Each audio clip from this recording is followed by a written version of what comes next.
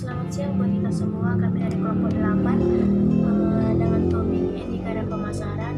Kami di sini akan mempresentasikan hasil kerja kami ataupun hasil diskusi kami. Saya sendiri dengan Novia Pisaragi dengan NPM 18520212. Di sini saya akan membahas isu etis dalam pemasaran sebuah kerangka kerja.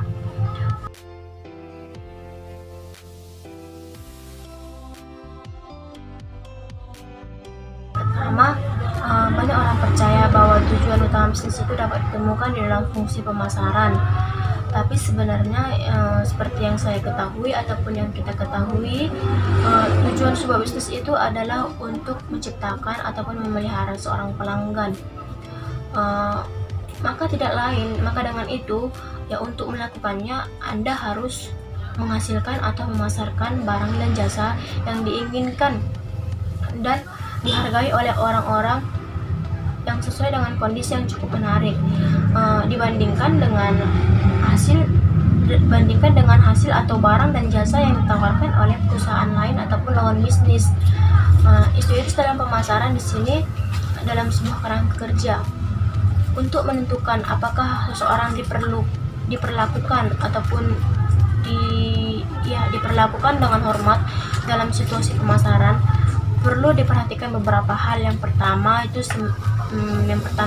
misalnya harus menyetujui secara bebas transaksi yang dilakukan. Bebas di sini berarti dalam arti sukarela. Sebagai contoh, semakin banyak pelanggan yang membutuhkan produk, maka semakin tidak bebas mereka untuk memilih. Dan dengan demikian, mereka layak untuk mendapat perlindungan yang lebih besar di pasar. Dan yang kedua itu dipertimbangkan dalam analisis etis pemasaran adalah nilai-nilai selain dari yang diberikan oleh pertukaran itu sendiri. Analisis etis yang memadai dari pemasaran harus mempertimbangkan eksternalitasnya, biaya-biaya yang tidak terintegrasi di dalam pertukaran antara pembeli dan penjual. Eksternalitas menunjukkan bahwa jika kedua belah pihak dari pertukaran menerima manfaat yang nyata dari pertukaran itu, ya berarti pihak eksternal lain dari pertukaran itu mungkin akan mendapatkan pengaruhnya juga atau mendapatkan pengaruh juga. Sebaiknya akan dilanjutkan oleh teman kami.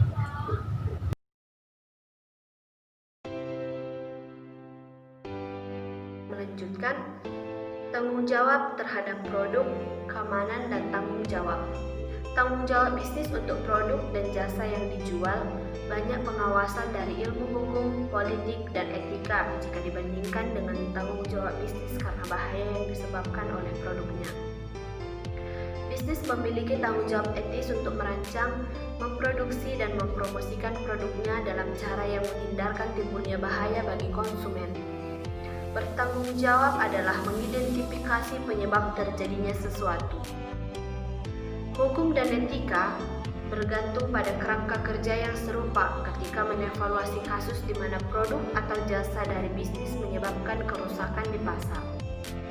Doktrin legal dari tanggung jawab yang ketat benar-benar kontroversial secara etis, karena hal ini akan menetapkan bahwa sebuah bisnis bertanggung jawab untuk membayar kerusakan baik bisnis tersebut bersalah ataupun tidak. Tidak peduli seberapa hati-hati bisnis pada produk atau jasanya, jika terjadi kerusakan akibat penggunaannya, bisnis akan bertanggung jawab. Selanjutnya, standar kontraktual untuk keamanan produk. Setiap pembelian melibatkan persetujuan yang diinformasikan dari pembeli dan oleh karena itu diasumsikan sah secara etis. Para pembeli memiliki tanggung jawab untuk menjaga kepentingan dan melindungi keamanan mereka sendiri ketika membeli sebuah produk. Bisnis hanya memiliki tanggung jawab untuk menyediakan barang atau jasa berdasarkan harga yang telah disepakati. Kontrak dan perjanjian individual yang dibuat merupakan dasar dari kewajiban etis. Dampak dari kontrak ini dalam wilayah bisnis adalah bahwa kecuali penjual secara eksplisit menjamin bahwa produknya aman, kecuali penjual tidak berjanji untuk menanggung konsekuensinya. maka pembelilah yang akan bertanggung jawab atas setiap kerusakan yang dideritanya. Etika yang tersirat dalam pendekatan kontrak berasumsi bahwa konsumen cukup memahami produk dengan baik sehingga mereka secara layak diharapkan dapat melindungi diri mereka sendiri. Akibatnya, standar jaminan tersirat mengalihkan beban pembuktian dari konsumen kepada produsen dengan memungkinkan pelanggan untuk berasumsi bahwa produsen yang aman untuk digunakan secara normal. Dengan membawa barang dan jasa ke pasar,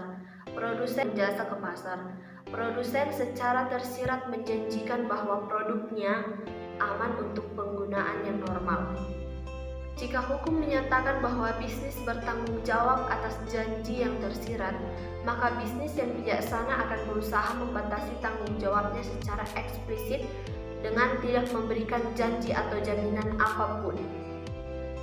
Sebagian besar pengadilan tidak akan mengizinkan suatu bisnis untuk menolak secara menyeluruh jaminan tersirat atas barang-barang yang dijualnya. Selanjutnya, standar TOR untuk keamanan produk akan dilanjutkan oleh teman saya.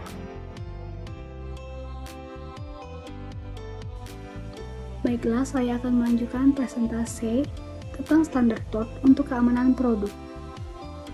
Jika kita menyatakan bahwa bisnis bertanggung jawab tidak hanya pada janji yang dibuat selama pertukaran pasar, maka ketika konsumen menjadi lebih jauh terpisah dengan produsen melalui pelapisan pemasok dan pengecer, mungkin tidak akan ada lagi hubungan antara konsumen yang mengalami kecelakaan dengan perusahaan manufaktur atau desainer yang bersalah.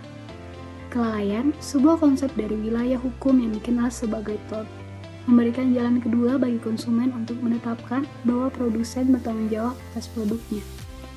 Perspektif etis yang digarisbawahi oleh hukum tort menyatakan bahwa kita semua memiliki kewajiban umum tertentu kepada orang lain, bahkan ketika kita tidak mengasumsinya secara eksplisit dan sukarela.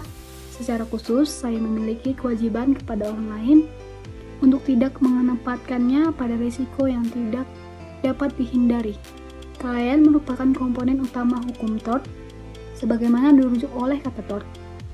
Kelalaian melibatkan sesuatu jenis kelalaian yang etis, khususnya kelalaian seseorang dari kewajiban untuk berhati-hati agar tidak mencelakai orang lain.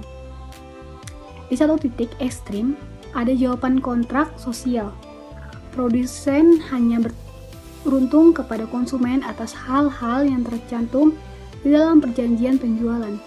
Pada titik ekstrim yang lain, sesuatu yang menyerupai tanggung jawab yang ketat, produsen beruntung kompensasi kepada konsumen atas segala kerusakan yang disebabkan oleh produknya. Di antara kedua titik ekstrim ini ada serangkaian jawaban yang bervariasi tentang interpretasi kelalaian yang berbeda. Kelalaian secara sederhana memberi penjelasan terhadap dua petunjuk etika yang mendasar. Wajib berarti bisa. Kita tidak dapat mewajibkan seseorang melakukan sesuatu yang tidak dapat ia lakukan. Dan seseorang seharusnya tidak mencelakai orang lain. Orang-orang telah melanggar etika ketika mereka mencelakai orang lain dalam cara-cara di mana mereka secara rasional diharapkan dapat mencegahnya. Kelalaian meliputi tindakan baik pelaksanaan maupun penghapusan. Baiklah, selanjutnya akan dilanjutkan oleh teman saya.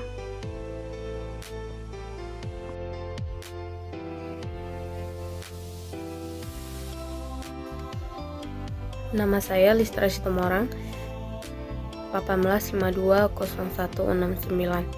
Saya akan menjelaskan tentang teori tanggung jawab produk yang ketat dan debat etis mengenai tanggung jawab produk. Yang pertama, tanggung jawab produk yang ketat. Standar kelalaian dan hukum tort berfokus pada pemahaman tanggung jawab yang melibatkan tanggung jawab atau kesalahan. Karenanya, standar ini mempertanyakan apa yang telah diramalkan atau yang seharusnya diramalkan oleh orang atau bisnis yang terlibat. Akan tetapi, ada juga kasus di mana konsumen dapat mengalami kecelakaan yang disebabkan oleh produk di mana kelalaian tidak terlibat.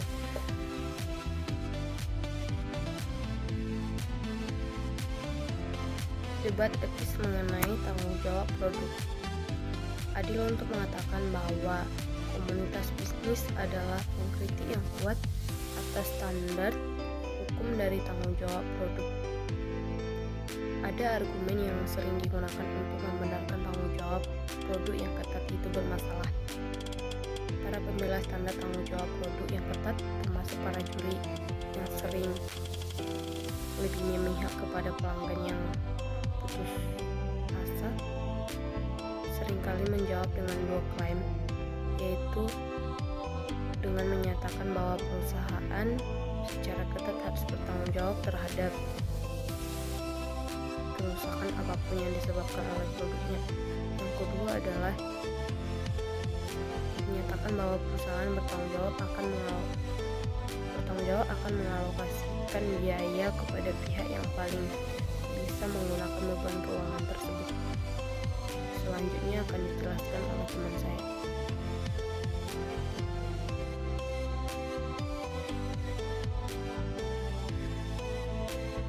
Nama saya Martina Skota, NPM 18520223.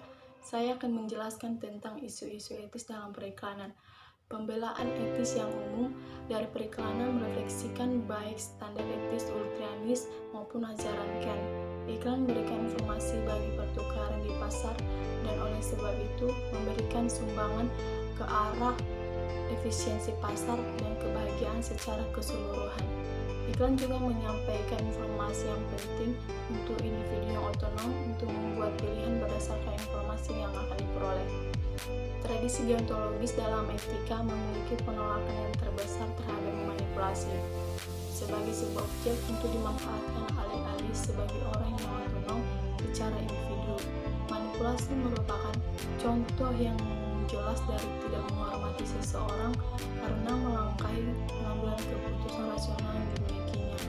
Karena kejahatannya terletak pada niat untuk menggunakan orang lain sebagai alat, bahkan memanipulasi yang tidak berhasil bersalah atas kesalahan etis ini.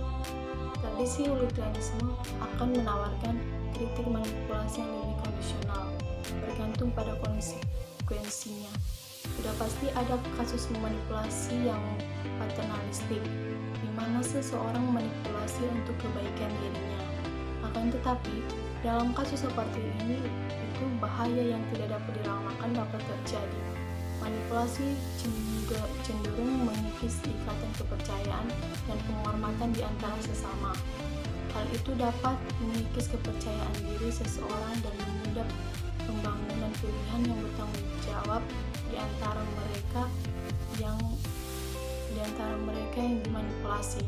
Pada umumnya, karena sebagian besar manipulasi dilakukan untuk mendorong pencapaian tujuan akhir pihak yang memanipulasi atas biaya yang dikeluarkan pihak yang dimanipulasi. Pandangan utilitarianisme cenderung berpikiran bahwa memanipulasi mengurangi kebahagiaan secara keseluruhan. Praktik memanipulasi yang umum seperti yang dituduhkan kritik banyak terjadi pada praktik penjualan dapat merusak praktik sosial atau yaitu penjualan itu sendiri yang ditunjukkan untuk mempromosikan ketika reputasi penjualan diturunkan. Baik, akan diteruskan dengan teman saya Lista. Nama saya Agatha Fernanda Purba, MPM saya 185202241. Yang ingin saya jelaskan di sini adalah materi etika pemasaran dan otonomi konsumen. Yang ingin ditekankan adalah bahwa kritik terhadap klaim akan menolak bahwa pemasaran memiliki pengaruh seperti itu terhadap masyarakat atau mempertahankan bahwa pemasaran hanyalah cerminan dari kebudayaan di mana pemasaran merupakan bagian dari kebudayaan tersebut. Yang pertama, baik dengan menciptakan keinginan periklanan yang menjunjung tinggi hukum permintaan dan penawaran. Alih-alih penawaran yang menjadi fungsi dari permintaan, maka permintaanlah yang berubah fungsi menjadi penawaran.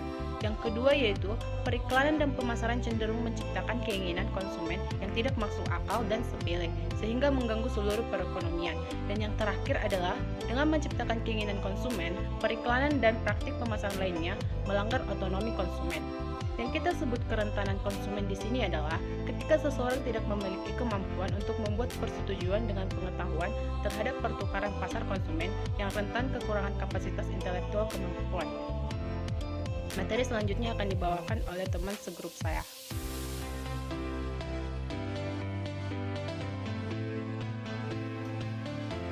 Pemasaran kepada populasi yang rentan. Ada dua jenis pemasaran yang menargetkan populasi yang rentan. Beberapa praktik pemasaran mungkin menargetkan konsumen yang kemungkinan besar tidak memiliki pengetahuan dan rentan sebagai pelanggan. Contohnya, pemasaran yang ditujukan kepada anak-anak bertujuan untuk menjual produk kepada pelanggan yang tidak mampu untuk mengambil keputusan dengan benar. Praktik pemasaran lain mungkin menargetkan populasi yang rentan dalam pengertian umum.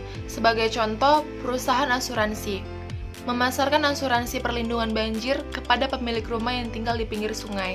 Sebagai pertimbangan awal, pemasaran yang ditargetkan kepada individu-individu rentan sebagai konsumen tidak etis.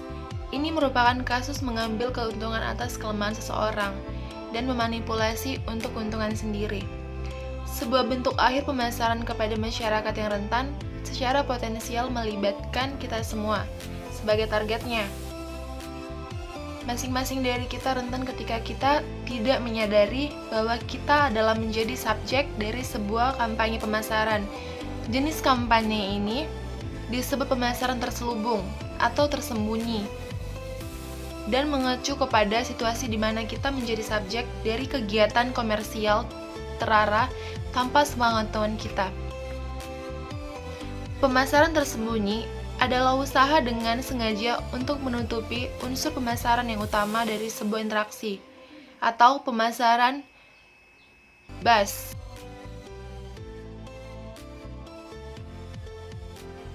Tanggung jawab produk yang ketat. Standar kelalaian dari hukum telah berfokus pada pemahaman tanggung jawab yang melibatkan tanggung jawab atau kesalahan. Dan karenanya, standar ini mempertanyakan apa yang telah diramalkan atau seharusnya telah diramalkan oleh orang atau bisnis yang terlibat. Akan tetapi, ada juga kasus di mana